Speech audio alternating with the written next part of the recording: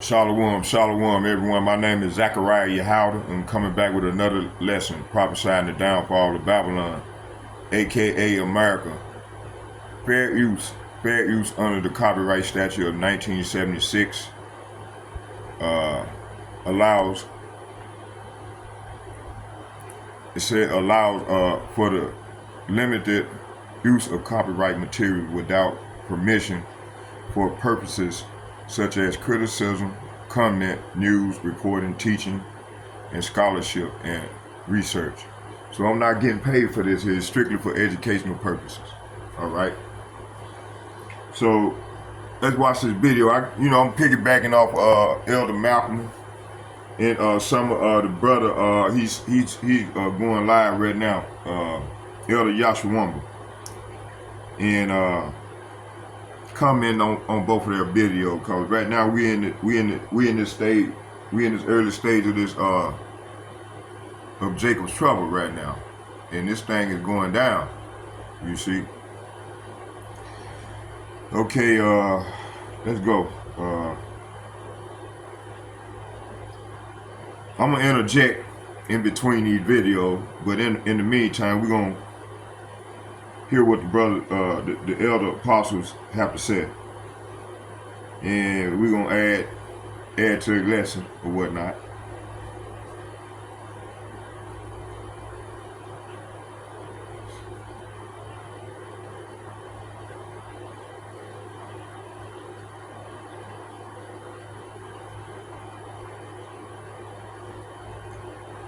Here we go.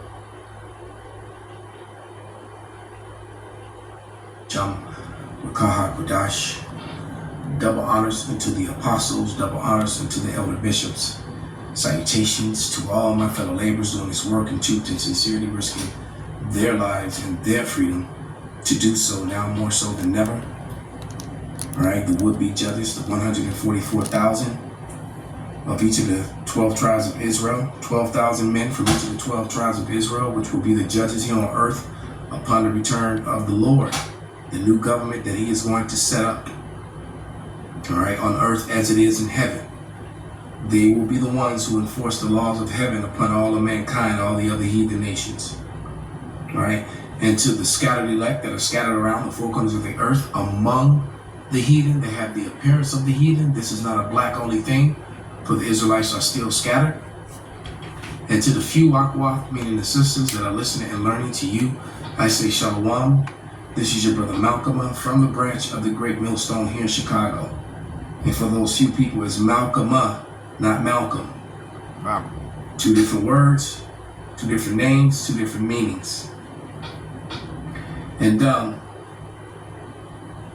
this is a lesson that's going to reinforce another lesson that I did on my other channel, GMS Maccabean Spirit. I better open this up. That easily could have been on critical race historical facts, because this is a very critical race subject matter, and Jacob's trouble is upon us. All right, it's not full blown, but it's definitely heating up, and it's only going to get worse. All right, you know, it says a picture says 1,000 words, and you got women discover that fake police officers in Torrance, California. Well, that's not just in California. That's been a problem all over the place. All right, here in Babylon. Okay, that's been an issue. But let me bring out a scripture, and then I'm going to play.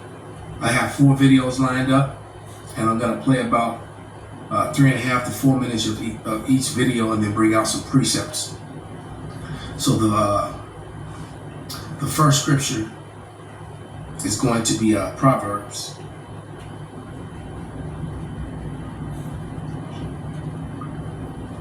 11 and verse 9.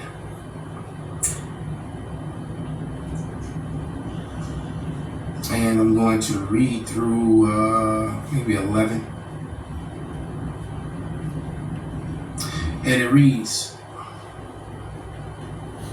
a hypocrite with his mouth destroys his neighbor, but through knowledge shall the just be delivered. When it goeth with the righteous, the city rejoiceth, When the wicked perish, there is shouting. By the blessings of the upright, the city is exalted, but it is overthrown by the mouth of the wicked. And these people are overthrowing themselves, and they're hurting themselves with their own policies and own decisions that they're making. Okay?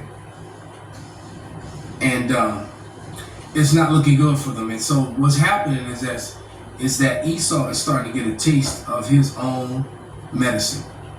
All right? And he does not like it. Okay, so well, let's play this video. And here we go. I'm not taking anybody.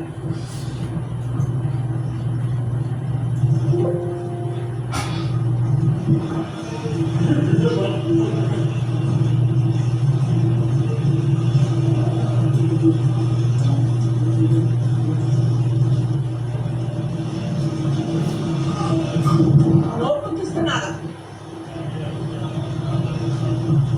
It's like ice with freaking out of shape, fat asses.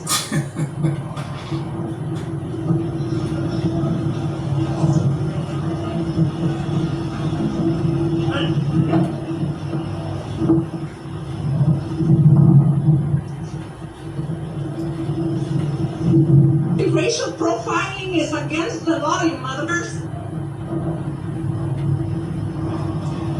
Get the fuck out of here, assholes.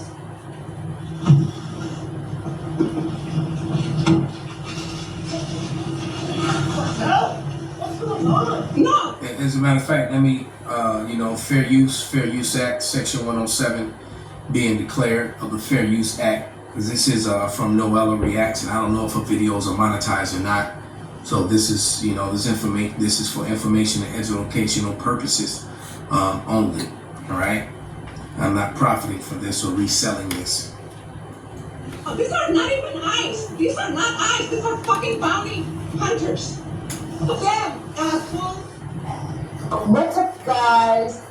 Welcome back. There are people out here pretending to be ICE agents just to scare and love immigrants. Some of them target women. And the worst part, actually, this is real happening. Let's dive in. Credit goes to the owner of the videos. We'll be seeing this video. I'll come back with more comments. A fake federal agent. This is what the city of Huntington Park is dealing with. An individual was arrested after officers discovered red and blue lights hidden under the vehicle's visors, multiple police-style radios, a firearms magazine, IHS and CBP labeled documents, and copies of passports. A man is being accused of carrying ICE law enforcement-like documents and gear. 24-year-old Fernando Diaz was taken into custody after police responded to a vehicle wrongfully parked in a handicapped spot. At first, the cops thought it was an... So what's that scripture, their feet are quick to do evil? Now Fernando Diaz, that's typically a Jake name, but he could be a terror. There's probably more terrors among the Northern Kingdom than there is among the Southern Kingdom, but he could be a terror. He could just be a 2/3 sellout too. But the issue is, it's not even about Jake that's doing that. This is being done by Esau in great numbers. All right, so a lot of these people are being snatched up. A lot of these women, and God knows, what they're doing to them. All right, we know that on the borders, crossing the borders, they're constantly getting penetrated against their will, et cetera, et cetera. Children getting sold. So you don't know what they're doing. All right, with these women when they snatch them up, and you never see them again. And we're gonna get to what we found out has been, being done to them, and it's just like the elder bro Manatazar said out in LA. When I watched his video, that whole Argentinian dirty war, I had never even heard of it until yesterday. So, Esau, as much wickedness he's done that's on record, there's a lot of wickedness done by Esau, Edom, that's not even on record, okay? Unmarked law enforcement vehicle, but after they checked, it wasn't. They were gonna impound that vehicle when Diaz showed up, and he said it was his, and he wanted to take some stuff out of the car. Police questioned him about the items, and he said this. Claimed that he used to work for Customs and Border Protection that had no valid credentials.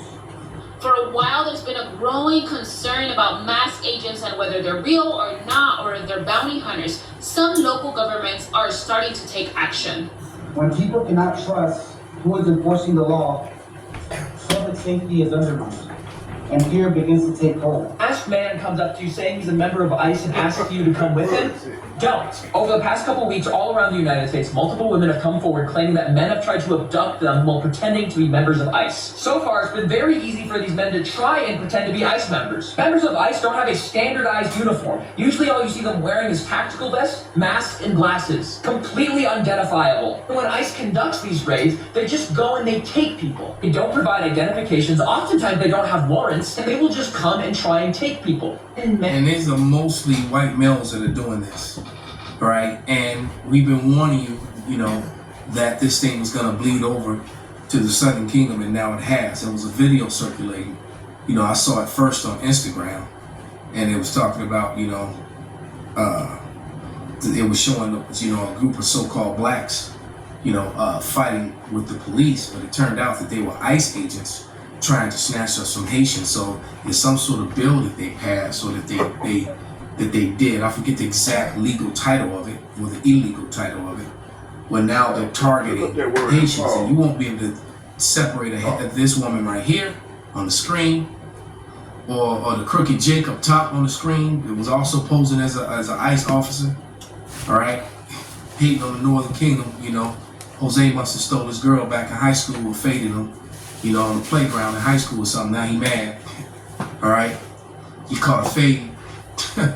he caught a fade. Pedro gave him a fade. Now he hating on the Northern Kingdom. All right, and vice versa. But because you got Northern Kingdom that's joined on to Esau, Edom, and the scriptures clearly warns you. You know, if you know, though you join hand in hand with them. Matter of fact, I may actually read that scripture. All right, but you cannot trust these people.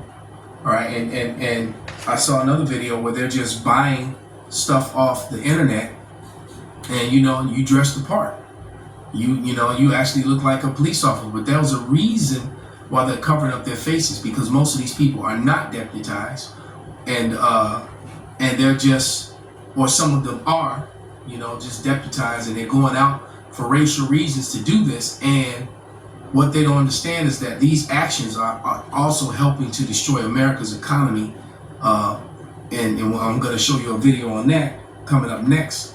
And they don't realize that a lot of these people that they're doing this to, they are condemning these people to death. All right. Wow, women are being trafficked. Look at the name of this one. Women are being trafficked by fake ICE agents. It's worse than you think. All right. So that's that video. But then you got this one. White folks are losing it over Trump's benefits bill, his beautiful benefits bill. So let's.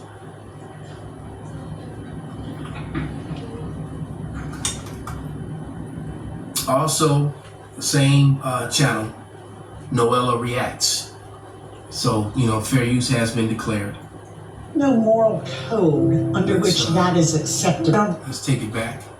What's up, guys? Welcome back to the channel. MAGA and a lot of white folks are furious because of this big beautiful bill, because as we all know, it's going to cut Medicare for many people, and they're not happy with this. Let's dive in. Credit goes to the owner of the video. I will come back with more commentary. What is wrong with you people? In all sincerity, what is wrong with you? You call yourselves Republicans, and they are devastating you. They are attacking you. They are taking from you. 95% of you are next to broke. 95% of you can barely get by. But yet you're cheering on the Senate to pass a bill that is going to absolutely devastate you, your family, and all your neighbors. That's what you're literally cheering it on. This is not a bill about Democrats or Republicans. It has nothing to do with Republicans and Democrats. It's about rich and poor. The bill is very clear. We are going after poor people. The things that poor people get, we're going after. We don't want poor people getting anything. Do you know what it does for the rich? The rich don't have to give up anything. As a matter of fact, they're getting money that gets taken from the poor people. Yep. They're taking from the poor to give to the rich. There's no other way to look at this bill. None. There's no. You can't say nuh-uh, or that's not true, or you can read it forward, backwards, sideways. You can ask a chat GPT, and it will tell you it is stealing from the poor to give to the rich. Why aren't you, as a Republican, screaming out loud, going, no, no, no? We don't take from the poor to give even more money to rich people that have more money than they know what to do with. Now, I don't know if this guy's a Democrat or not, you know, but it's hurting them too, and it is hurting us, the small business owners, Republicans, because they feel very, very betrayed, because a lot of the small business owners and the ones who are, you know, farmers and things of that nature are completely losing their businesses over what Trump has done. So he has not put America first. It's Israel first all day long, every day here in America, in every facet, in every way.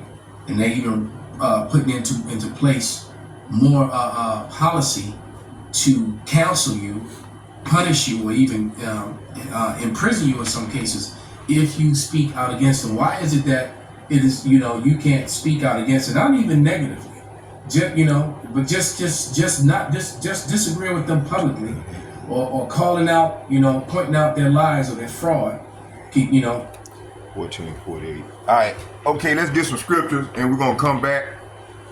I said I want to interject. I just wanted to get some of the video in before we come back. Okay, let's go into some scriptures.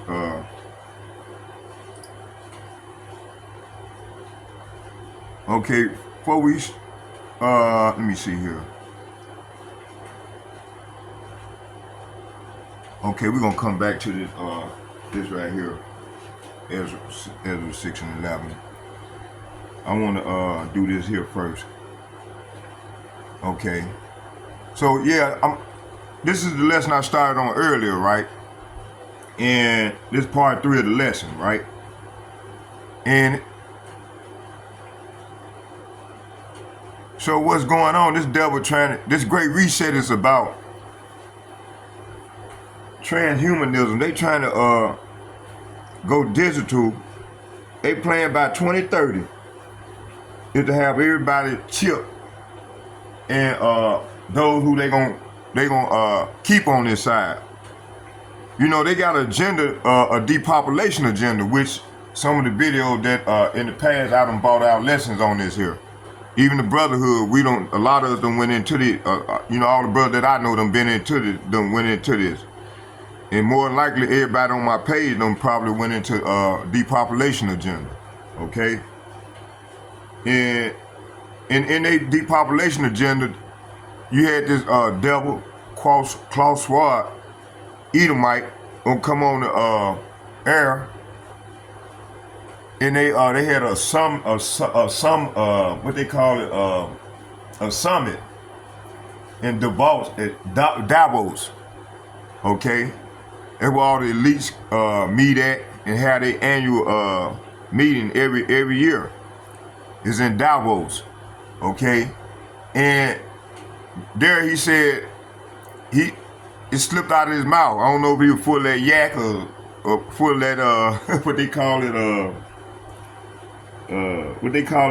aphrodisiac, that blood, you know, them elites, they be drinking that, I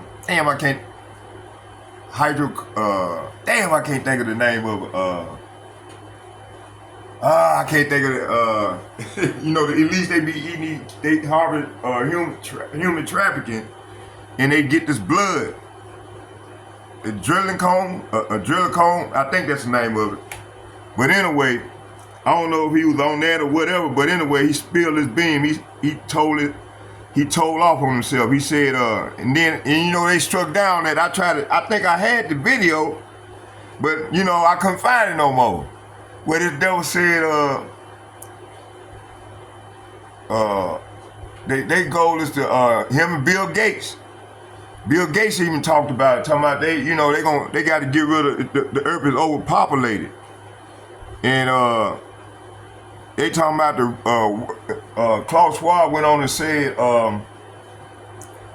that in his meeting, in his speech, he said, I got one of his speech, said they got the, part of their New World Order is the what they call it, the 2030 agenda, sustainable, under the disguise of sustainable development. It's here in my book, but he didn't make the comment in the book.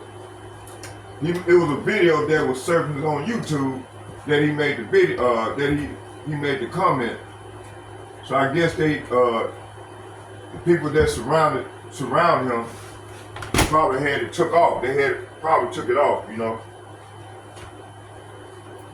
So if y'all want to learn more, get this book. Subscribe to this book.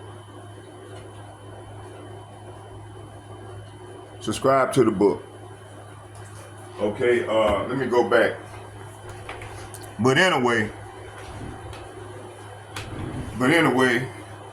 he made a comment like he said you gonna own nothing, be happy. Matter of fact, let me find that real quick. I didn't want to go there, but let's do this here.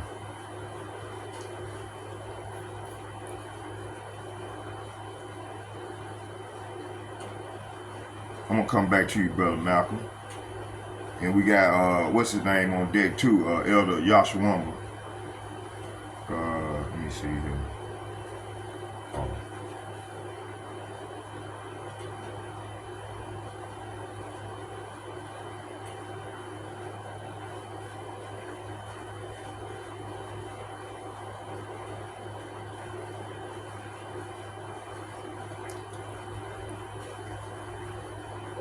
You will own nothing and be happy.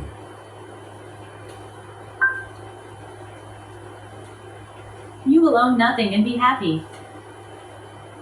In the future, you will own nothing and you will be happy. That's what the World Economic Forum wants for the Great Economic Reset, which is right around the corner. But will you really be happy not owning anything? Let's take a look. You may not even realize it, but owning nothing is on the agenda and it's already started. For instance, instead of buying software like Photoshop and owning it, you now have to rent it and you pay a monthly subscriber fee. Instead of owning a car, some people pay for ride shares. They pay a monthly fee to be part of the rideshare service. Instead of buying a book, you download one to your iPad and you read it when you want, but it's not actually yours. Once you stop paying the monthly subscription fee, the books disappear. And the same is true with the movies you watch on Netflix.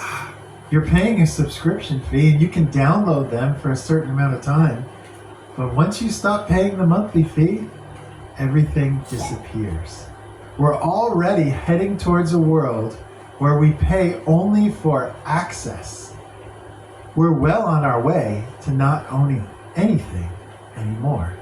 And you better believe when the prices of houses go down, more and more corporations will buy them so that they can rent them out to us. And we will pay monthly subscriber fees. So the owners, the 1%, they can relax and do whatever they want, knowing that no matter what, every month we will be paying them a subscription fee for the rest of our lives. Because we won't own anything and we'll be happy. And that is the stated goal of the World Economic Forum, which is composed of the world's wealthiest elite. Their goal is to own everything and rent it back to us. And their goal is to do this by the year 2030. So, if you're looking forward to owning nothing, it's almost here. We need to do something now to change the way our world is going. If you've enjoyed this podcast, if it's made you think, please like, share, and subscribe. And as always, I'll see you next time. Yeah, this is the devil right here. 365. There you go. When we talk about collective ownership, We are often told that the great thing about it is that everybody will own. The reality of the thing is that nobody but those in power own.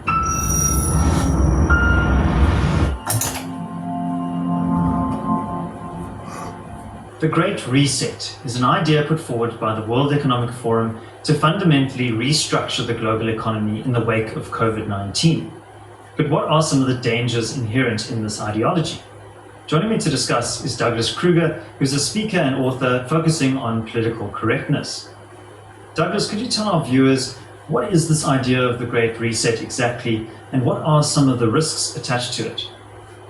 Like many of the politically correct ideas that we hear bandied about in the media, this entire project is couched in kindness. It is presented as something that is being done or being proposed for our good and for the greater good. And that always sets my alarms and sensors going, because that tends to lead to very problematic ideology. In a very quick nutshell, the proposal out of Davos is essentially this: a group of exceptionally powerful individuals, predominantly in the banking, finance, and business sector, in alliance with government leadership, are proposing that as a result of these COVID lockdowns that have done a great deal of damage to economies globally, they perceive that they now have an opportunity to rebuild economies, but to do so in what they believe is a more enlightened fashion. And there are generally speaking, there are problems with the idea of groups of people in power deciding the history of humanity. In the best case scenario, we are simply supposed to be free to determine our own futures, our own progress, what we want out of life. Now, in this particular case, what they're proposing is a sort of collectivist idea that takes personal ownership out of the equation. The little phrase, and it sounds so innocent, is "you will own nothing and you will be happy." Now, if you go back just several hundred years, the founding father and first president of the United States, which was essentially a project founded on the idea of human liberty and freedom, pretty much for the first time in modern history, George Washington said, "There is no such thing as personal human rights without property ownership." And he said that for several very interesting and important reasons. But the principle is sound. If you are dependent on a greater power for everything, then you are not free. You place yourself as an individual in quite a precarious situation. It was, in fact, the formula for living, the sort of political reality for most of human history. If you look back at a simple setup like the serfs of Europe, this is a group of people who owned nothing and simply contributed to the overlord who determined what they could and could not have. And they had zero rights. It is the property that you own that actually ensures your rights to a great degree. So while this may sound like a very enlightened idea, sort of a communal, collectivist utopia, there are many problems with this once you start thinking about how it might actually be implemented. And that's what concerns me. So Douglas, is there a risk here that we could see an encroachment of state power into the lives of ordinary individuals and essentially a kind of creeping tyranny that takes hold? Well, economist and historian Dr. Thomas Sowell makes a very interesting point about how humans evaluate political systems. And he says we make the terrific mistake of evaluating them based on their kindly sounding intentions before the fact, rather than on their outcomes after the fact. And he proposes the idea that our world, our politics would look very different if we had to judge each thing that politicians and governments try based on the outcomes instead of the intentions. At the intention stage, it is remarkably easy for smooth politicians to stand up and say kindly sounding things. Now, the sorts of things that we're hearing from Davos and from the likes of the proponents of the Great Reset all talk about collectivist and communal living and how nobody will own anything. But now consider for just a second, that is already a fallacy. Someone, somewhere, has to own. And in fact, what happens is, if you take ownership out of the hands of a broad-based populace and of many separate entrepreneurs and families and individuals, and you concentrate it into the hands of, say, a few multinational corporations working together with government, well, firstly, that system is, by definition, fascistic. This idea of an all-powerful government and the businesses that work in conjunction with them. It leads very quickly to cronyism to the types of corruption that we see, particularly in South Africa, where we are so keen on talking about business and government collaborating. And doesn't that just sound like such a good thing, business and government collaborating? What happens there is you have the people who own the rules, enforce right and wrong, and have a financial incentive to be corrupt, working with the people who have the money and have an incentive to corrupt them. It's a dreadful formula just to begin with. However, what concerns me is perhaps on a bigger scale than that. When we talk about collective ownership, we are often told that the great thing about it is that everybody will own. The reality of the thing is that nobody but those in power own. And that impulse to take away private property ownership and to concentrate it into the hands of a representative government is purely Marxist. I mean, it is the heart and soul of the Marxist idea, which stripped down to its basics is nobody owns property, it is collectively owned. And as I say, of course, the fallacy there is that it is not actually collectively owned, it is owned by those in power. Now, what can go wrong with that? Well, if we look at modern-day China, we get a very good example of this one. Modern-day China, of course, a bit of a mixed economy. They have prospered to the degree that they've started permitting free trade. However, they are still very much a Marxist society. And they work according to social credit scores. And social credit scores imposed by law represent a very chilling idea. Now imagine this, for example. You as a family do not own your home.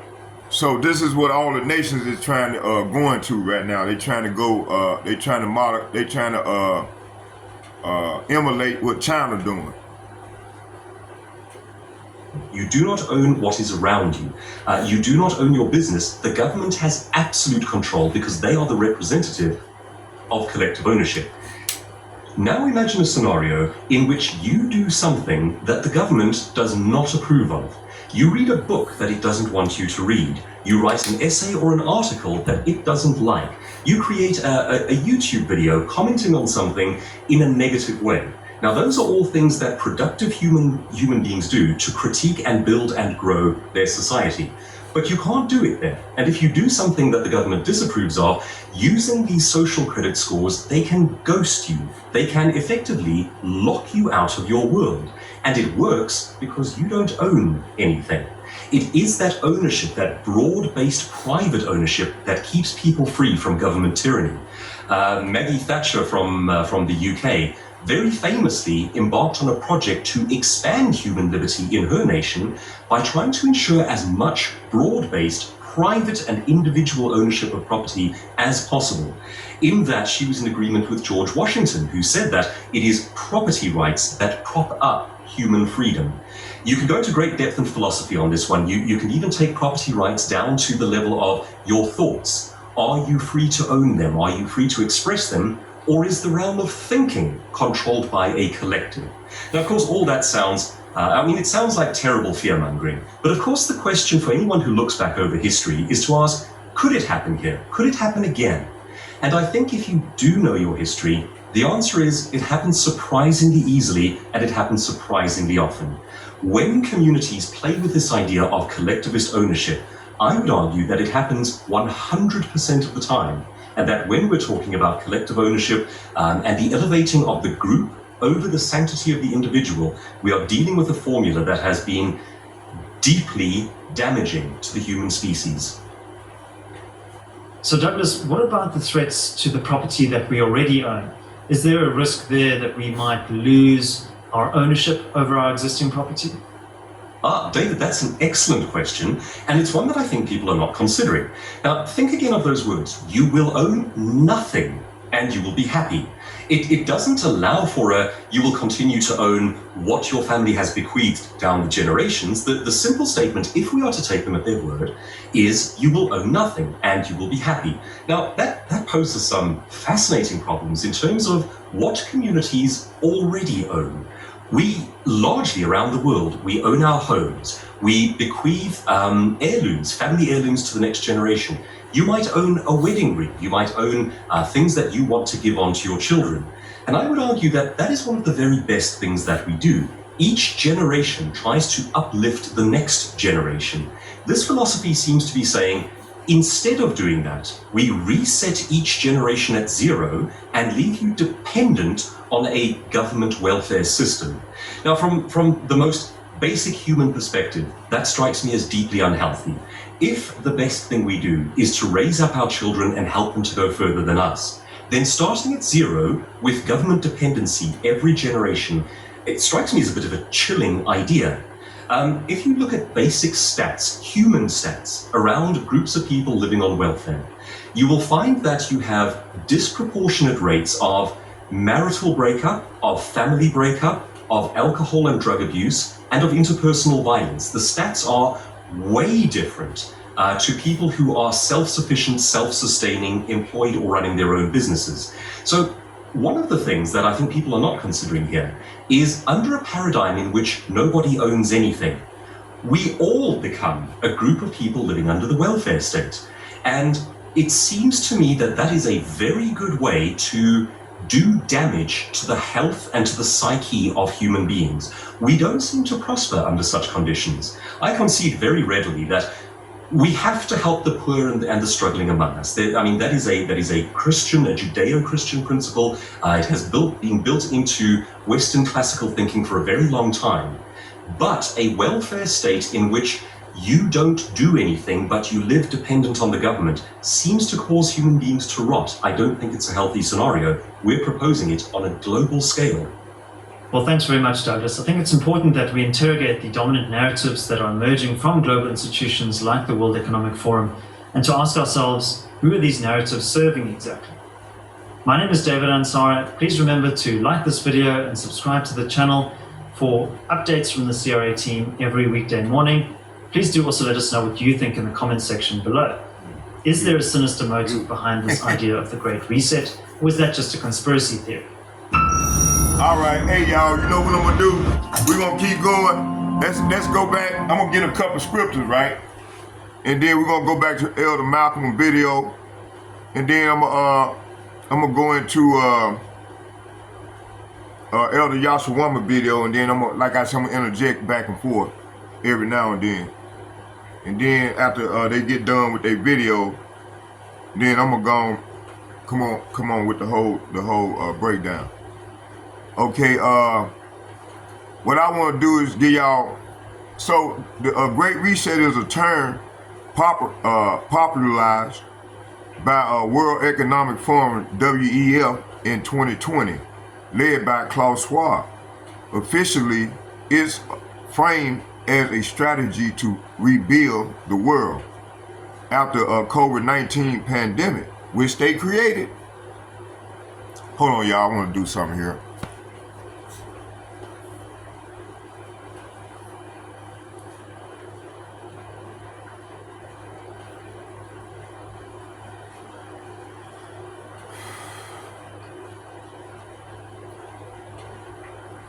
Are you looking to register? Okay. All right, here. Let's keep going here. Now, let's keep going here. Let me see what we was at here. After 2020, officially it's framed as strategy to rebuild the world after COVID-19 pandemic. But beneath the surface, may view it as a global agenda to reshape economy, society, and governance in line with elite interests. Okay. One, the Great Reset is about reforming capitalism to be more exclusive and sustainable. Two, using COVID-19 as a catalyst to implement environmental changes. Three, advancing stakeholder capitalism. Companies serve society as a whole, not just shareholders. Embracing fourth industrial revolution, AI, automation, digital ID, and smart tech. Okay.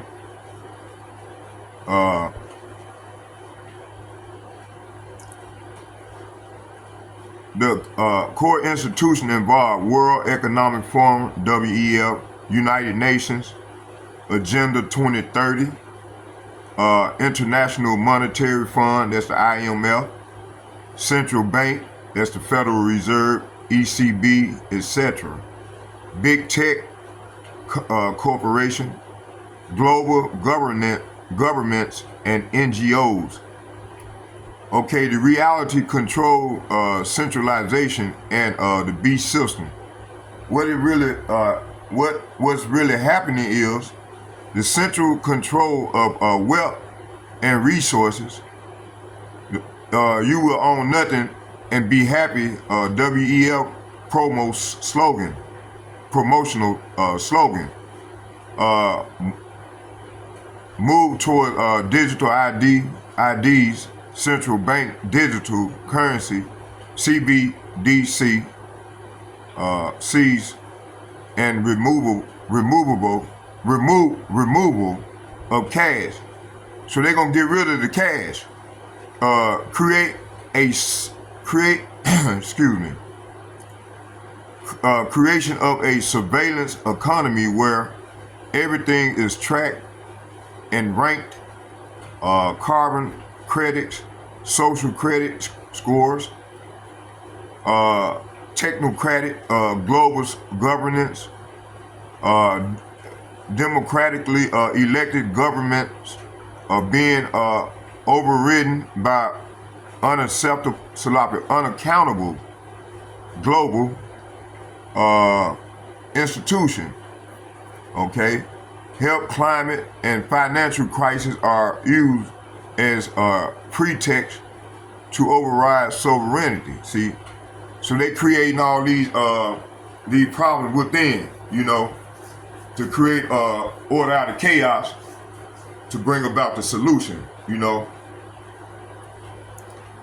Okay, it said push gender. Hold on here. Yeah, destruction of traditional value. Are we not seeing these things going on right now?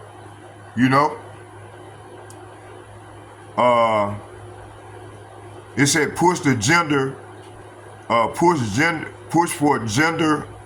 fluidity, global education agendas, and destruction of the family unit. Okay. It said here, it said propaganda in entertainment, media, and policies to normalize rebellion against biblical order. Is this not going on right now? Everything. Oh yeah, it said preparations for the mark of the beast system. Everything being digitized, money, ID, health, movement, and speech. Introduction of the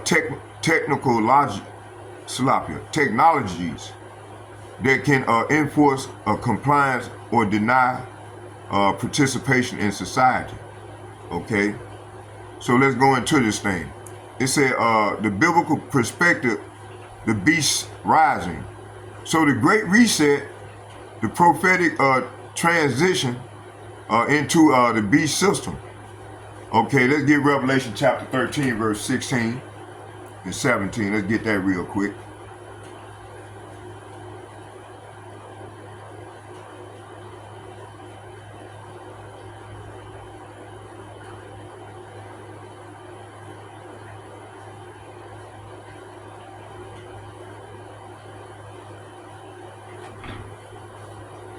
It seems like they about this Iraq thing right here, ethno.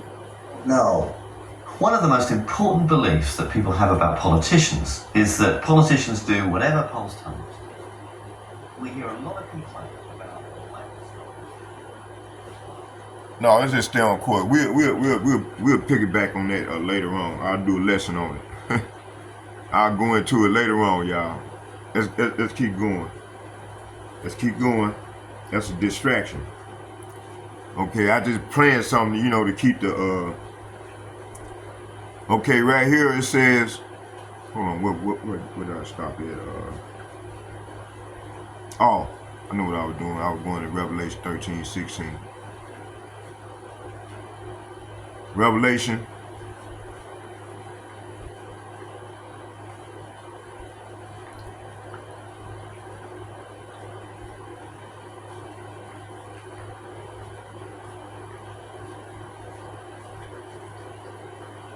Revelation chapter 13, verse 16.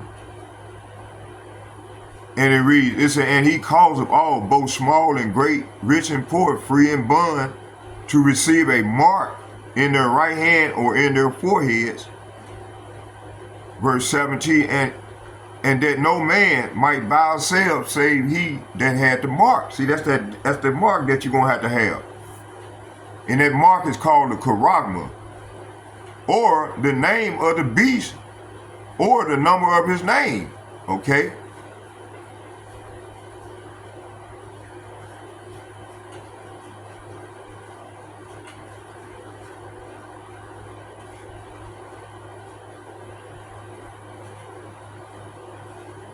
Okay, right here,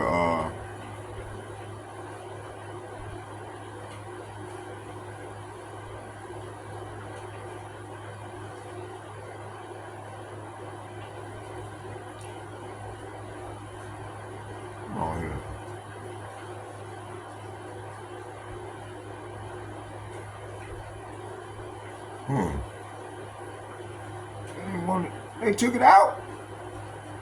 Wow.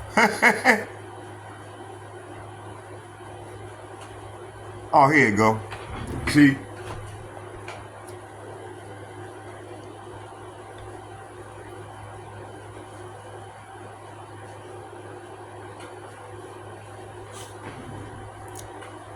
Right there. G5480 charagma. A mark. See? Right there. Okay, let's do this here real quick. Hold on, y'all.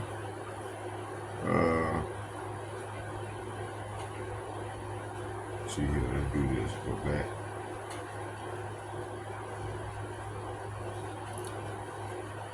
Let's go into the term.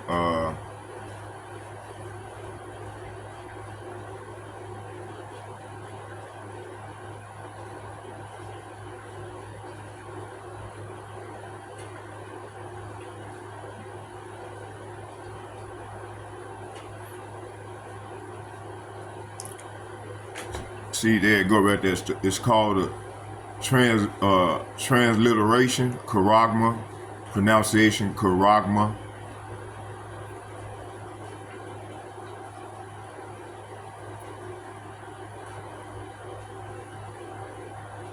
Damn.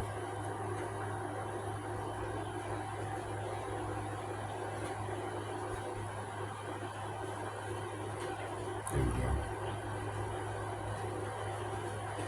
Strong's G5480, charagma. Charagma. Okay, the root word etymology from the same. G5482. A stamp, an imprinted mark of the mark stamp on forehead or in the right hand, see? As the badge of the follower of the Antichrist, see? And Antichrist is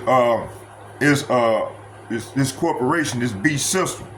Okay.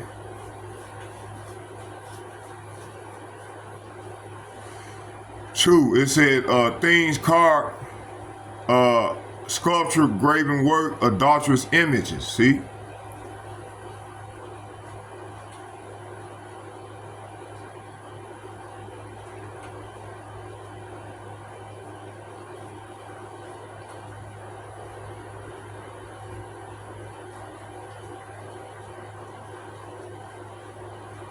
Okay, I looked up the word Antichrist. It said in some Christian teaching, a personal opponent of Hamashiach expected to appear before the end of the world. See?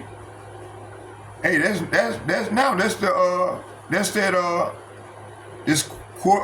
America is a corporation, man, and this corporation is before the Lord come. It said to a person or force seen as opposing Hamashiach or the church or the Christian church. Plural noun Antichrist. St. Paul really did have to fear for his life at the hand of the Antichrist named Nero. See, hey, that's Donald Trump right now.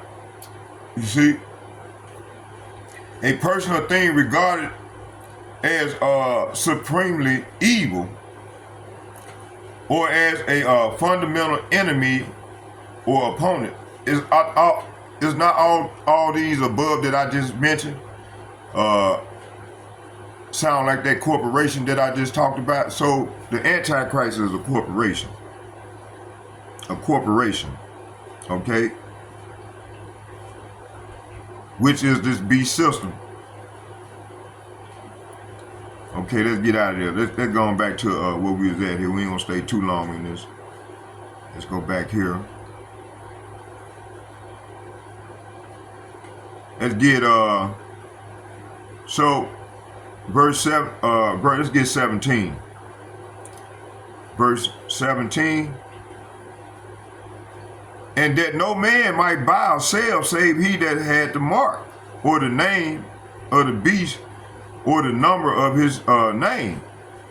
So verse 16 and 17 is saying, he required everyone, small and great, rich and poor, free and slave, to be given a mark on their right hand or in their forehead, and no man could buy or sell anything without that mark, which was either the name of the beast or the number representing his name. See, so you're gonna have to be branded, okay, in order to buy, okay, or buy or sell. This is how they trying to snare the Lord's people. Okay, watch this. Let's go here.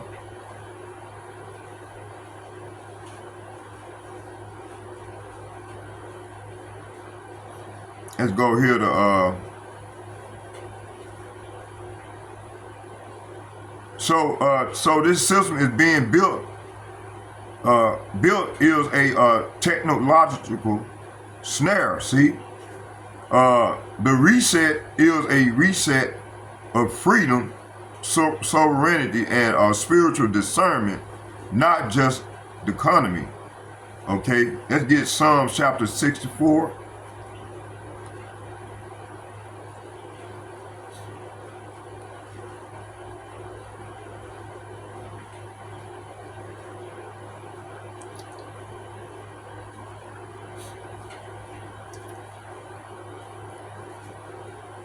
Let's start at the top. It said, to the chief musician, a psalm of David, hear my voice, O power. In my prayer, preserve my life from the fear of the enemy. So, starting with the elder apostles and bishops and the like-minded men on down to myself, this is what we action, Lord. And this is verse 1 is saying, for the choir director, a psalm of David. Oh Yahawah, Ba'ashem, Yahawashi, listen to my complaint. So we complain to the Lord. Protect my life from my enemies threat. Okay, so we crying out to the Lord to ask the Lord to save our life and protect our life from the enemy's threat. Okay. Verse 2, it said, hide me from the secret counsel of the wicked, from the insurrection of the workers of iniquity.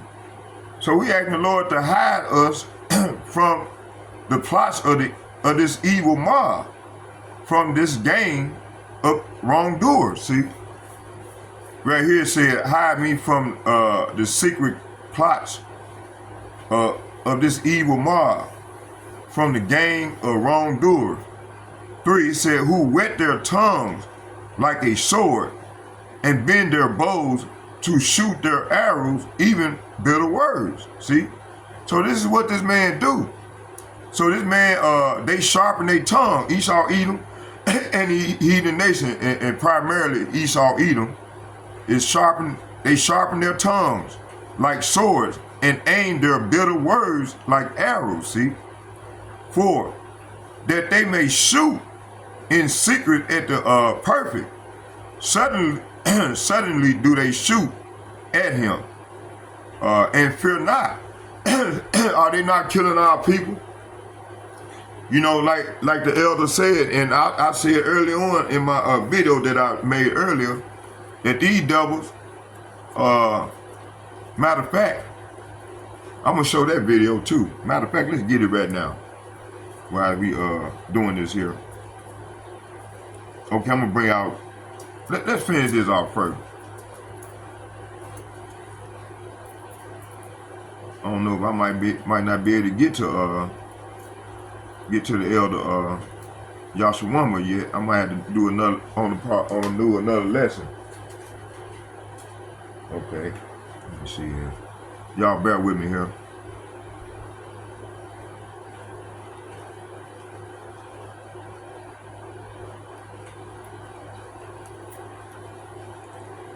Okay.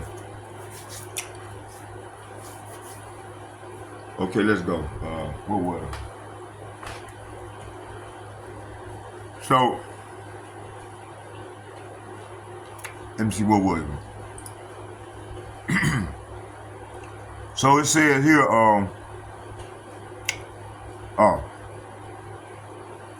verse 5 and 6, it said, they encouraged themselves in an evil matter. They commune in laying snares privately. They say, who shall see them? They search out iniquities. They accomplish a diligent search, both the inward thoughts of every one of them, and the hearts is deep. So verse 5 and 6 is saying they encourage each other to do evil and plan how to set their traps in secret, see? While, Salapia, who will ever notice, they ask, as they plot, it said, as they plot their crimes, you know, like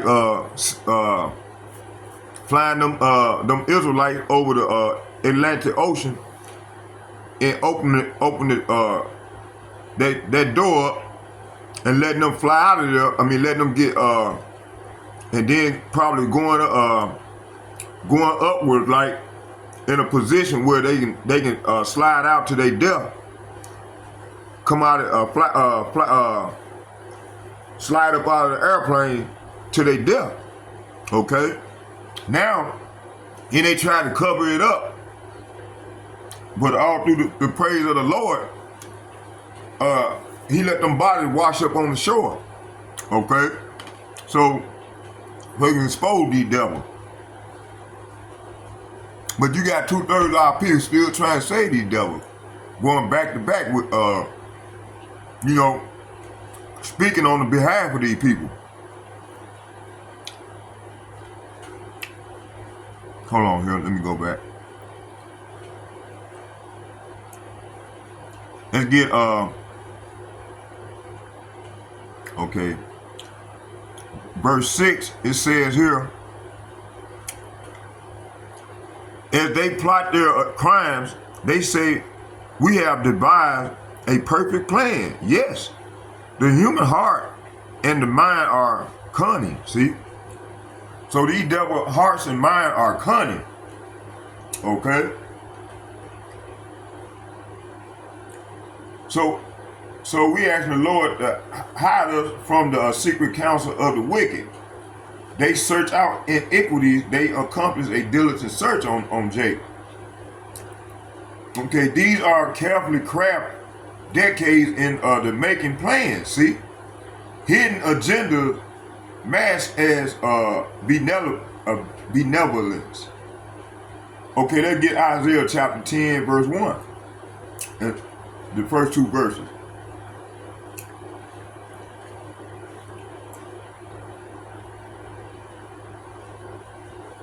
It said, woe unto them that decree unrighteous decrees, and that right grievousness which they have prescribed. See, verse 2, they turn aside the needy from judgment, and to take away the right from the poor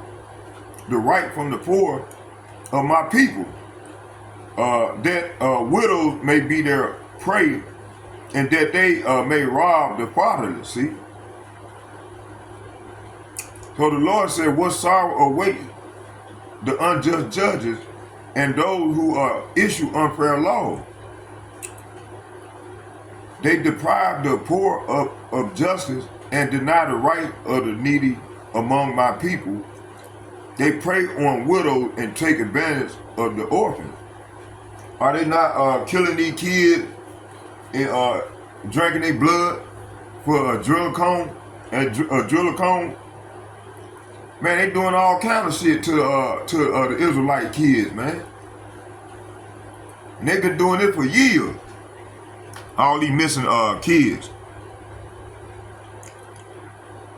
Okay, so this is tied in to the occult and secret societies. Many WEF leaders, banking elites, and technocrats have ties to Freemasonry, Lucis Trust, or occult organizations. The reset is heavily spiritual in nature. So this devil, they promote a false enlightenment, transhumanism, and worship of a man's creation over the creator. It's the Tower of Babel 2.0, trying to unify mankind under a rebellious agenda and against Yahawah. Okay.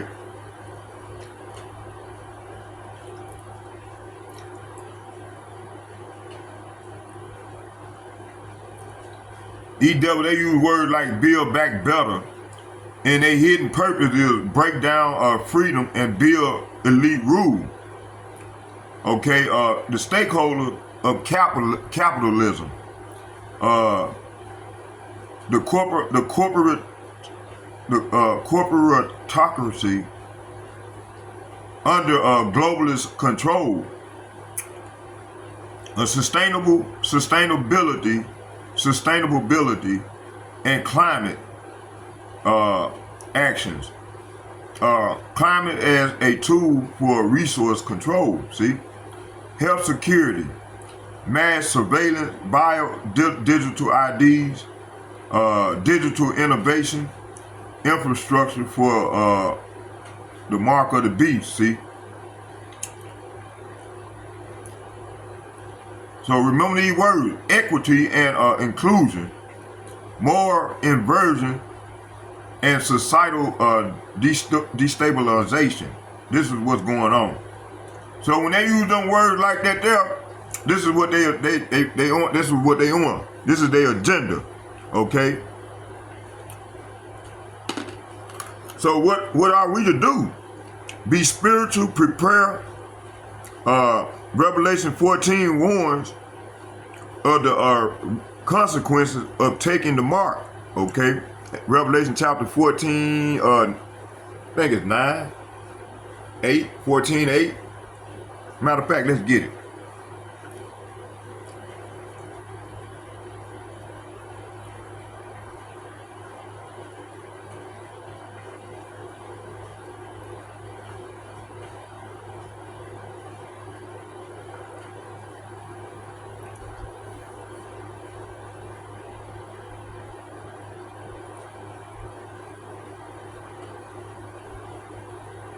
It started at 8. It said, and there followed another angel saying, Babylon is falling. Say what? Babylon is falling, that great city, because she made all the nations drink of the wine of her wrath, of her fornication. And the third angel followed them, saying with a loud voice, if any man worship the beast and his image and receive his mark in his forehead or in his hand. This verse 10, it said, the same shall drink of the wine of the wrath of power. That power is G430, who everybody ignorantly call Jesus Christ. He's the one coming back to bring judgment on the earth, okay? Which is poured out without mixtures into the cup of his indignation, and he shall torment, and he or she shall be tormented with fire and brimstone in the presence of the holy angels and in the presence of the Lamb. See? So this is what's coming for our people taking that chip, that device, man, that implantable device, that corona. Okay? So the Lord says, stay sober and watchful. This is pursuing, let's get this, 1 Thessalonians.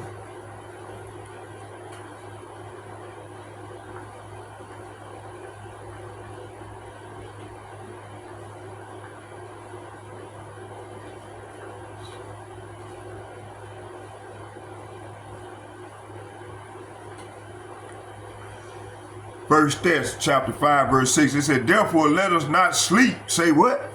Therefore let us not sleep as do others, but let us watch and be sober. See, we got to be sober minded, you know, for with this truth and be into this truth and watch with our eyes, man, and watch these devils and watch the prophecy and watch for the Lord. Okay? It says here,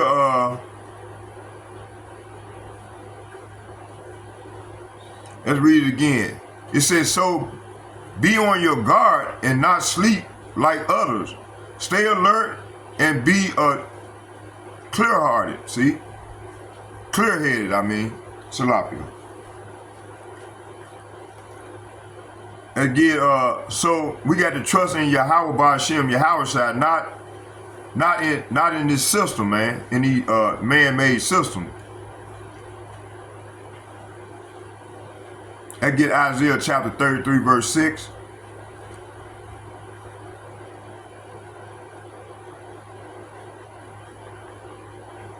I'm gonna start at 5.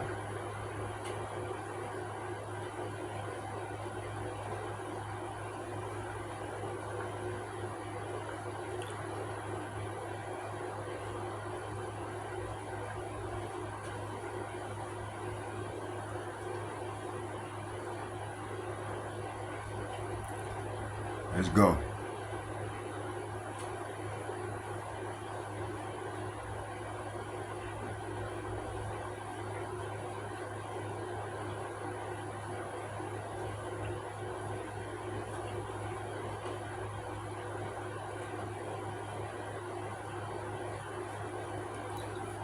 Let's start at 4. It said, and your spoil shall be gathered like the gathering of a caterpillar, as the running to and fro of locusts, and shall he run upon them? Yahawah is exalted, for he dwelleth on high. He hath filled Zion with judgment and righteousness. Verse 6, and wisdom and knowledge shall be the stability of thy times, and strength of salvation. The fear of the Lord of Yahawah is his treasure. See? So, hey, man, in these latter days, as we go forward in this thing, in Jacob's trouble, as things get worse and worse and get more evil and evil, man, we got the stability in this word, and having faith is going to be the it's gonna be the way to move. So we're gonna have these we're gonna have to know these things, so we know how to move in these latter days, you know, when all hell break loose, you know. Let's read 6 again. It said, and wisdom and knowledge shall be the stability of thy times, and strength of salvation. The fear of Yahawah is his treasure. See, so and fear the Lord. Okay. So just as the caterpillars and locusts strip the fields and vines, so the fallen army of Assyria will be stripped through the Lord's. It said, though Salafi. It said, though Yahawah Ba'ashem Yahawashi is very great and lives in heaven, he will make Jerusalem his home, and justice and righteousness. Okay, in that day, he will be your sure foundation, providing a rich store of salvation, wisdom, and knowledge. The fear of Yahawah Ba'ashem Yahawashi will be your treasure. See? So, hey, you know, this is the way. The Lord said, hey, this is the way, walk therein, you know. But a lot of our people said, no, we will not walk therein. So they ain't gonna have to learn the hard way. That's dealt by pain. Okay? Hold on, y'all, bear with me, man. It's getting cold in here. That air feel good, boy. Hold on here. Let me bear with me. Let's keep going here.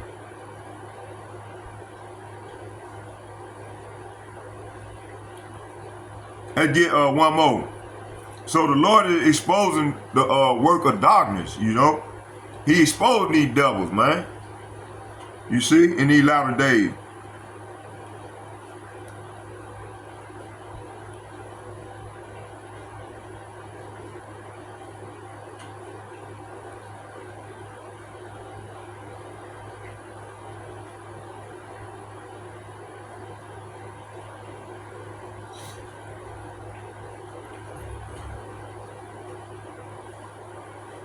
Again, Ephesians chapter 5, verse 11.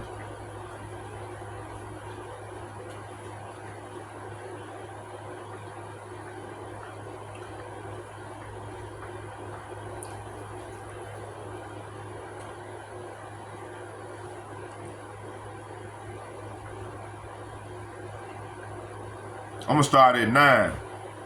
Starting with the elder apostles and the like-minded men on down as myself, to the best of our ability, we coming with this truth, man, and you know, and try to be on point at all times, you know, and you know, that's how I'm glad, I'm so grateful that I got with these brothers, because, you know, hey, they make me strive to be truthful and come with the 100% truth when breaking down the scriptures, you know, and that's what's keeping me holding the bar.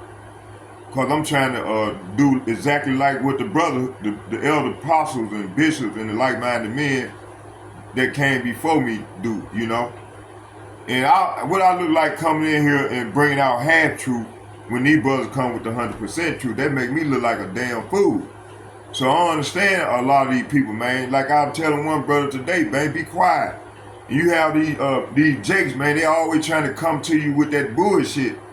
You know, and I told the dude, man, be quiet, man, because I knew he wasn't right, because when he first came, he came wrong. He came wrong in the gate. So I said, man, we ain't got nothing to talk about. What you want to tell me? Why you want to spit madness to me when you wrong? When you coming wrong? You see? Okay, let's go. Ephesians chapter 5. Verse 10, it said, 9, it said, for the fruit of the Spirit is in all goodness and righteousness and truth. See? So for this light within you produces only what is good and right and true. Okay? That's when we living in the Spirit. Verse 9, it said, verse 10, it said, proving what is acceptable unto Yahawah Ba'ashem Yahawashi. So right here, this is saying carefully determine what pleases the Lord. Verse 11, it said, and have no fellowship with unfruitful works of darkness, but rather reprove them. See?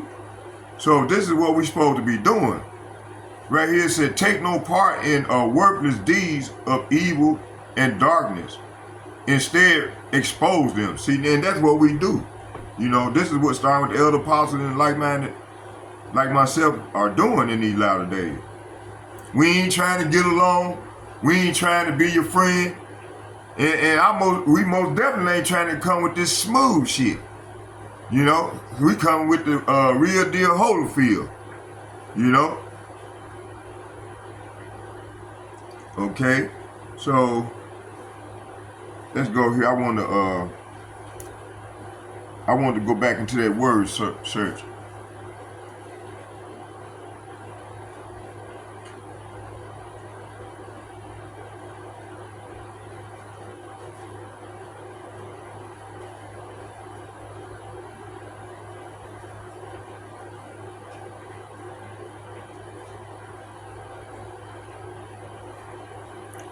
So I want to look up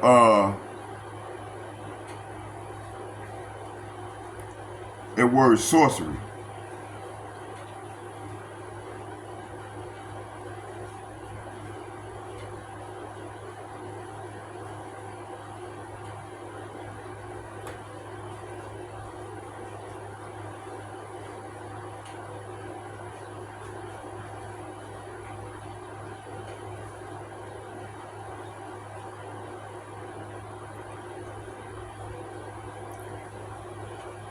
Sorcery.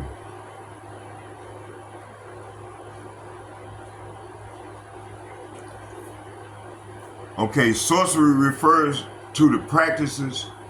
Sorcery refers to the practice of magic, often associated with malevolent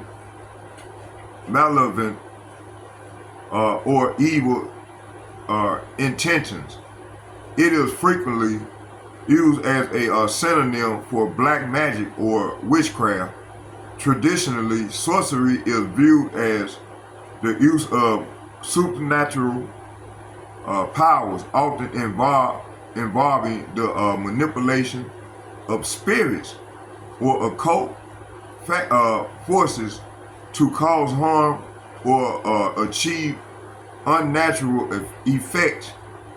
In some context, sorcery is distinguished from witchcraft by suggesting that sorcery is a learned skill, while witchcraft is inherent. Okay, here more detailed breakdown. Malevolent magic. It says sorcery is often associated with practices intended to harm others or manipulate events for selfish or evil purposes. Is this not what these devils are doing? Supernatural powers. It said it involves the use of supernatural abilities, whether through learned skill, rituals, or manipulation of spirits. Is this not what these people are doing? Did that Pope that passed away open up that door? That CERN open up that gate, that door, whatever they did.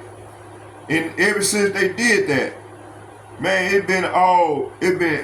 ain't seen nothing but chaos and evil from them doing that. They opened up this portal. That's what it was, a portal.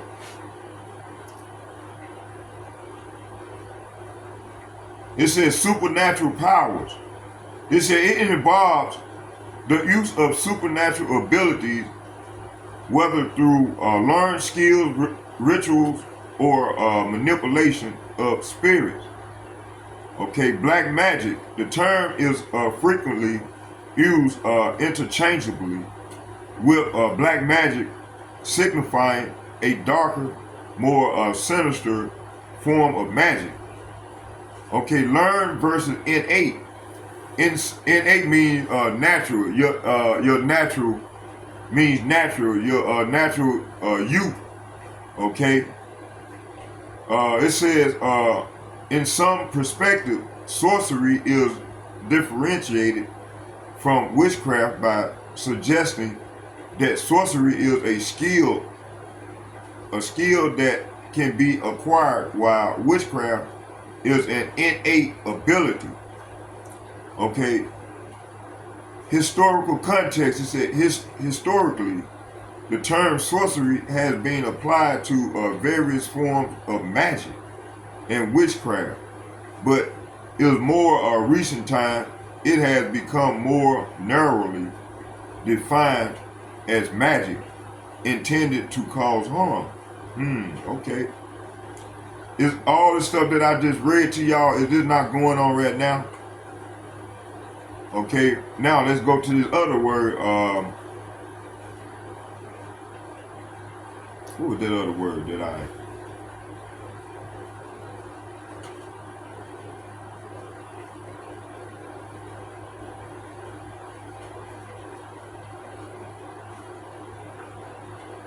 Okay, occultism. Let's get that word. Okay, occultism. Occultism refers to the study and practice of hidden or secret knowledge, often involving mystical or supernatural phenomena and practices. Is this not what's going on right now? Through these Freemasons, these Illuminatis. Okay. It said it encompasses a range of tradition and beliefs, including alchemy, astrology, divination, magic, and spiritualism. Occultism often explores the belief in unseen forces, powers, and entities, and the potential for humans to interact with or influence them. Is this not what's going on? Do these people not seek mediums and wizards? You see? It said here, hidden knowledge. Occultism dwells into knowledge that is not readily accessible or widely known, often involving esoteric or mystical tradition, supernatural and paranormal. It explores phenomena and forces that are believed to lie beyond the realm of ordinary, including spirits, psychic abilities, and the working of magic. Esoteric practices. Occult practices often involve rituals, symbols, and techniques aimed at accessing hidden knowledge or influencing the world through supernatural means. Historical roots. Occultism has roots in ancient tradition, philosophies, including Hermetism, Kabbalah. Remember that word Kabbalah? And various forms of paganism. Modern interpretation. Cultism has evolved and diversified, with modern interpretation often drawn from diverse sources and engaging with contemporary culture. For example, occult practices and belief. Alchemy, the ancient practices of transforming base metals into gold, seeking the elixir of life, often associated with spiritual transformation. Astrology, the belief that celestial bodies influence human affairs and events. Divination, The belief that celestial bodies influence humans' affairs and events. Divination, the methods of gaining knowledge about the future or hidden things, such as through tarot cards, runes, or sophistry. Magic, the practice of using rituals and symbolic actions to influence events or manipulate natural forces. Spiritualism, the belief that the spirits of dead can communicate with the living, often through mediums. See, it said theosophy. It said the philosophical system that seeks to synthesize religious and philosophical knowledge from diverse traditions. Wicca, the modern pagan religion that emphasizes reverence for nature and practices of magic. Occultism has influenced various aspects of culture, including literature, art, music, and film. The term occulture is sometimes used to describe the cultural millennial influence by occult ideas and practices. Occult themes and symbolism can be found in popular media such as books, movies, and videos, games. Important consideration: occultism is a broad and diverse field with varied interpretation and practices. The term can carry different connotations depending on the context and cultural background. It's important to approach the study of occultism with critical thinking and an awareness of diverse perspectives.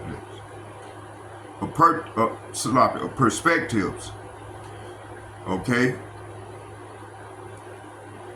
Now,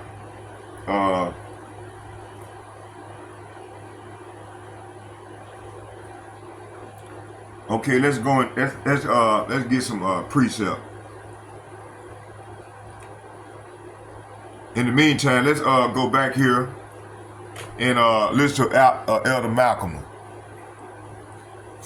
Finish this video off, and then I'm gonna come on with some more scriptures.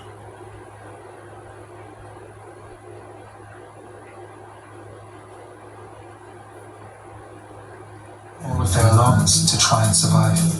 The hysteria destroyed the markets, and the banking elites, having caused the panic, used it to influence politicians and the public. That's essential. We'll come back and watch it on a later date. Watch that video, and then I'm gonna go into the scripture. I gotta do some research on it. Do some research on it, and then we'll come back and watch that. In the meantime, let's go back to brother Malcolm.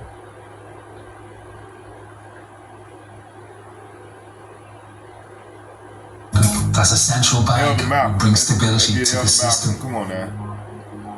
At a secret meeting in 1910 at the estate of J.P. Morgan on Jekyll Island, the bankers wrote the Federal Reserve Act. They then gave their considerable financial and political support. Oh yeah, we got to come back to that, boy. They said some things that hey y'all, we might have to come back and watch that. We might have to come back and visit that real soon. Fraud could get you defamed. You have to really think about that. Okay? This is real quick why it's on my mind. All right? Because see, you sided with them. You got a lot of Jake that sided with these people, and it's coming back to pump them and kick them in the ass. This is Proverbs 11:21. I said I'd bring it out. Though hand join in hand, the wicked shall not go unpunished, but the seed of the righteous shall be delivered. So at the end of the day, everyone's panicking over what's about to come, and I'm excited about it. Bring it on. The faster they begin to put their hands on the Lord's real people, the faster these things will happen. And personally, I think all these things that are going now could have happened 10 years ago. I honestly think that Esau was afraid. Well, you know, the Lord knows what he's doing. But I think that Esau has been nervous to pull the trigger on this stuff because he knows the things that the Hebrew Israelites, that the true prophets of the Lord are saying is true. And anyone who's being honest with themselves, we've been chronicling this downfall and breaking it down, you know, now on the internet, you know, starting with our apostles and elder bishops since 2007. They've been on the internet with this, and before that, you know, a couple decades. You know, the apostles and the elders and some of the elder bishops are 3 and 4 decades into this thing, man. You know, so this message has gone out, and since it's now that it's gone mainstream, it's literally changed the world. Tell me how this makes sense. Tell me how, as a Republican, you can keep your mouth shut as they take everything from you. God, that is the pure definition of a coward. Hey, don't I always say, anyone who's been listening, America's not the home of the brave, but it's the home of the bend over and take it, because that's exactly what the average American does.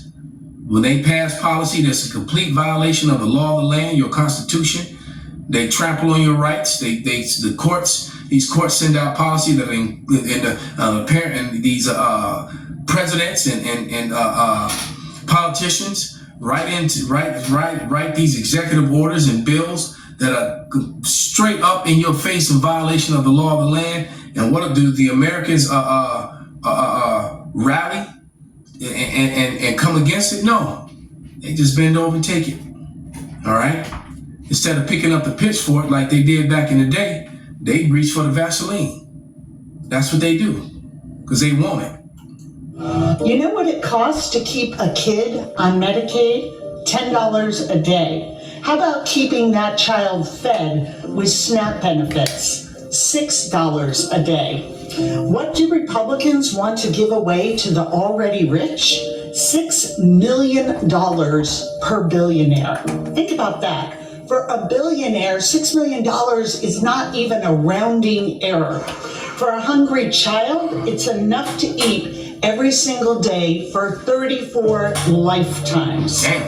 Inflicting hunger on children to give billionaires money they don't need and won't even notice? There is no moral code under which that is acceptable. Dude, it kicks 16 million. Well, I'm just thinking about what she just said, and the scriptures clearly say, he that taketh a man wages killeth him. You know, I can never remember what that scripture is. Someone can put that on the comment board. But yeah, he that stealeth a man wages or taketh his wages killeth him. He's a murderer. Right? When you put a person in a position where they're literally going to starve or lose everything that they have. All right, when it didn't have to be that way. People off their health care. 60 million people off their health care. In order to finance tax cuts for the wealthiest, in order to give that money straight over to the Israelis, Ukrainians, and other foreign countries. All right, get it out of the mountain. Because it's clearly not America first with MAGA. All right, there is not. It should be called, Make Israel Great Again, because the acronym for that, because that's exactly what's happening with Trump. Everything opposite of what he said, and it's just, crazy that you still have, it seems that MAGA is split now, so you get half the people against him, but it's amazing how he still has any followers at all at this point, with the amount of damage that he's doing, all right, and the evidence that are showing. Let's go to the next video. Let me read this first. This is Psalms 94 and 20. And it reads, shall the throne of iniquity have fellowship with thee, which frameth mischief by law? They gather themselves together against the souls of the righteous and condemn the innocent blood. All right? And they also they condemn and, ruin, destroy the wicked. I mean, the not the wicked, but the poor. The poor, even the poor of their own people, man. Like it says in Sirach 10 and 8. Through injuries and deceit. They get riches and wealth through great injuries and deceit. So he's got to lay it down on these Texas farmers and how this is hurting the small business owners and small farm owners, man. They're losing their farms, man, which is probably going to get bought up and taken over by, kill baits. But here we go. Well, thanks to the big orange gremlin looking motherfucker, multiple farms in Texas just shut down overnight. Why? Because ICE raids made nearly 100% of the workforce completely vanish. People ran, got detained, or flat out. What's up, guys? You don't believe what happened to Texas farmers? They are in tears after they voted against their own interests. Woo! So, guys, let's dive in. Credit goes to the owner of the video. I'll come back with more commentary. All right, MAGA, get out there. Where are you at? You got your jobs back. You got your jobs that were taken from you. Get out there. Get out there and start working. Get to work. And BTW, by the way, every video, the title and name is displayed at the bottom of the screen. I make a conscious effort to do that on every video, so it's right there. Don't ask for a link. It's right in your face. There you go, y'all. Right there. America first. Get out there. 100% haven't shown up to work due to immigration raids. Texas farmer says America's migrant workers are terrified to work, but unable to stay home. So get out there, MAGA. You got these jobs back. You took them back. You voted. You got your guy in there to get rid of all of those migrant workers. So get out there. Get out there and start working. But for real, I want to shout out to the undocumented migrant workers as they were deemed essential in 2020. They stepped up when this nation needed them most. They have my utmost respect. They should see a pathway to citizenship. Period. Yeah, I just watched a video where it shows, matter of fact, it may even be in the next video now that I'm thinking about it, but in the video it shows you a nameless man, a so-called black man, all right, so-called. He's actually brown, physically brown, just like this woman is, but some unlearned dumbass is gonna call her black. But this brown man was born in Germany, but he was born on a U.S. base, which is sovereign, all right? To parents, to a father who was a 20-year veteran in the United States Army, all right? So he was born, and they decided to send him to Jamaica, since that was the place, I guess that was the place of his father's birth, or his father and his mother's birth. But his father had lived in America, God knows how long before the 20-year service. But he was 20 years in the Army, Army veteran, okay? And they deported this man who was born on a U.S. facility in a foreign land, all right? So this is completely and totally racial, all right? Because they're not doing that. The ICE is not going out and snatching up men that look like the one that's on the screen, or women for that matter. They're not doing it, right? At this point, they're only going after Hispanics and now the darker brown people, the other brown people, okay? So this is completely racial. They were deemed essential workers, risking their lives in one of the most hazardous jobs in the entire U.S. labor market. They have my full respect. Thank you for your service and your contribution to this country. Farms in Deep Red, Texas are shut down, and Donald Trump is the reason. Now, as you know, Donald Trump has shifted ICE from focusing on criminal immigrants to going after easier targets such as job sites to pump his numbers up. But farms are hurting because of this, as many of their workers are either being deported or not showing up for fear of being caught up in these. And wait till you hear the fate that many of the deported are receiving. They're not going to the gulag. A lot of them are not even making it to one. Okay? Raids. And because of this, they're essentially shut down and no work can be done. Just take a listen to one farmer. 3 weeks, it started to slow, but this last week or so has been huge. That's when it's like 0 people wanting to come out and... Yeah, 0 people. 0 people going to work the farms. And while, yes, these farmers are in the find out phase, we're all going to be in it. Because they're talking that our food supply is going to be shut down or have major interruptions. Right, because this is not just happening, you can see on the screen. It's California, Texas, and in Washington. And America gets a huge portion of its fruit, and its vegetables from the state of California, Texas, and Washington. So yeah, when you in lieu of everything else that's going on, when you combine it, it is not looking good. I truly believe that all hell will definitely break loose this summer, and it's just going to continue to get worse. And it's going to be a time like never before. All right, this is Wisdom of Solomon 2:10. And it reads, let us oppress the poor righteous man. Let us not spare the widow, nor reverence the ancient grays hairs of the aged. Let our strength be the justice of law. For that which is feeble is found nothing worth. So these feeble people who can't protect themselves, hugging trees, just trying to stay in America, just trying to feed their families, when they're snatching up these women, because they if I'd let that video continue play, they showed them snatching up women.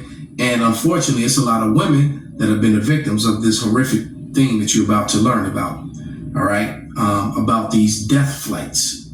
Okay, I mentioned the Argentinian dirty war, which Esau, Edom has kept hidden. And that I'm sure it's not in the history books that they're teaching you in the textbooks at school. But if someone brings it up, they're going to get accused of critical or CRT. No, it is critical race history, not theory. Critical race. Okay, you can't make a historical fact and turn around and place the label theory on it. That's hateful racism in itself. You're trying to cover it up and hide it. All right, omit it. Verse 12, Wisdom of Solomon 2:12.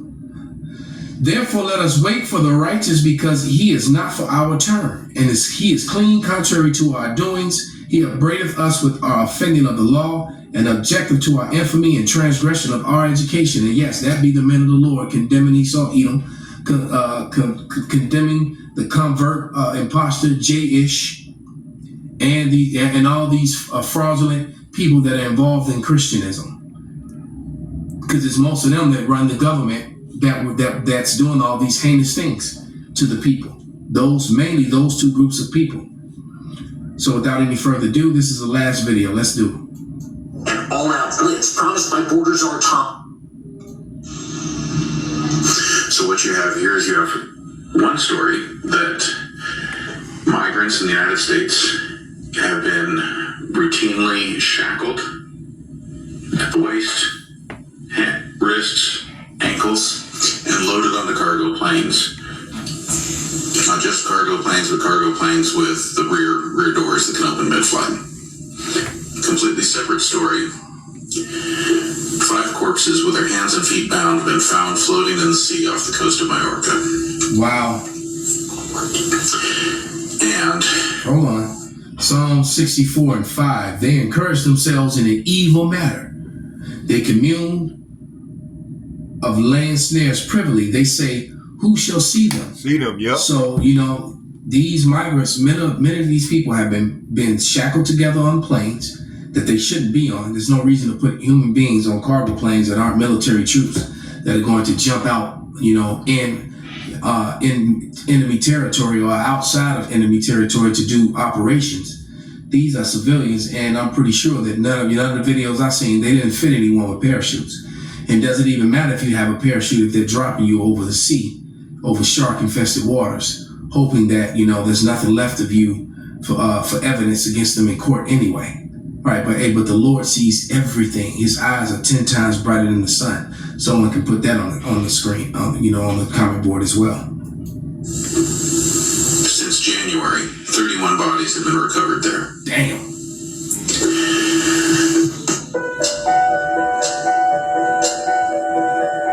These aren't commercial flights. They're military-style planes with no windows, metal floors, and a rear ramp that can open mid-air.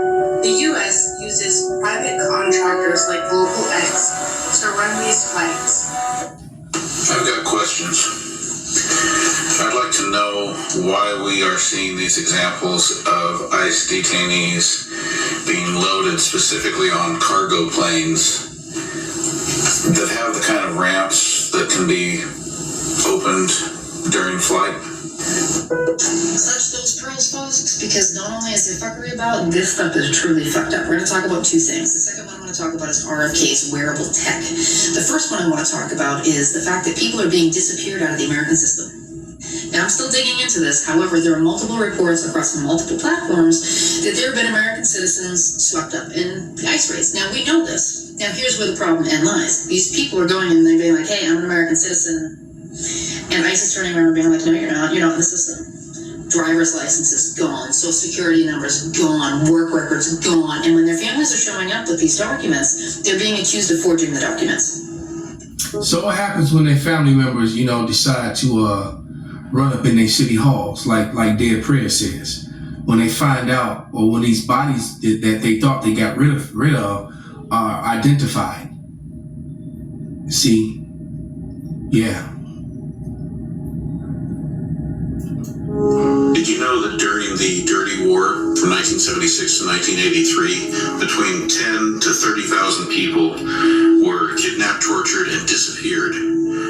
Mostly political dissidents, activists, students, and one of the horrific methods they used was... So if you spoke out against tyranny, against genocide, recently, the same thing, could happen to you today. And it has been happening. That happened in this dirty war in Argentina. 30,000 people, that's a lot of people to, to get shackled, flown over deep shark-infested waters, and then just open up the cargo door on them. Where the floor, literally opens up, the walls open up and just let you fall to your death. So, and I imagine they were so high, many of them probably died on impact. And those that survived drowned and were eaten. It's really a horrific death when you think about it. Especially the last people to fly off the plane to get pushed off, watching all the other people, the horror, It'd have been better if you just, lined them up and shot them. Then that was an extra cruelty, what they did to these people. But this is definitely going to breed insurrections. When this understanding gets out, because it is prophesied to happen, and if you can't see that it's literally on the verge of happening. But this is 2 Ezra 15 and 14. All right, because now you got fake ICE officers, unrighteous decrees, people getting put on planes and flown up over the waters and thrown off, shackled together or in chains and shackles. Yeah, well, this information. Now, among all the other things that's happening, people's losing their farms and businesses. Yeah, but this is 2 Ezra 15 and 14. Woe to the world and them that dwell therein. For the sword and their destruction draweth nigh, and one people shall stand up and fight against another, and swords in their hands. For there shall be sedition among men, and invading one another, and they shall not regard their kings nor princes, and the course of their actions shall stand in their power. A man shall desire to go into a city, and shall not be able. For because of their pride, the city shall be troubled, houses shall be destroyed, and men shall be afraid. A man shall have no pity upon his neighbor, but shall destroy their houses with the sword, and spoil their goods because of the lack of bread, and for the great tribulation. And one more, all right? There's going to be a horrific payment for this wickedness. And this is Galatians 6 and 7, and it reads, Be not deceived, God is not mocked. For whatsoever man soweth, that shall he also reap. Okay? You're going to pay for what you've done. One more. Let's get Colossians 3 and 25. Then those are some of the first precepts I learned 18 years ago, man. This is Colossians 3 and 25. It's funny, I was in them churches all my life and didn't learn these precepts until 18 years ago. It's ridiculous.